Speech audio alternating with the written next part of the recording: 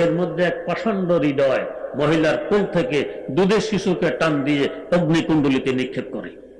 তাদের ধারণা শিশুর দুরবস্থা দেখে মহিলা তাড়াতাড়ি সেজদা দিয়ে দিবে, কিন্তু শিশু আগুনে পড়ার পর আমার আল্লাহর কুদরত প্রকাশ হয়, শিশুর জবান খুলে যায়। সে আগুনের ভিতর থেকে মাকে দুই হাতে ডাকা আরম্ভ করতেছে, আন্দরা মা দরকে মানে যা কোশাম গরচে দর সুরত মিয়ানে আতশাম গরচে দর সুরত মিয়ানে আতশাম আন্দরা আসরার ইব্রাহিম বি কোদরাতিশ ইয়াফতে ওয়ারদো ইয়াসমি কোদরাতিশ ইয়াফতে ওয়ারদো ইয়াসমি।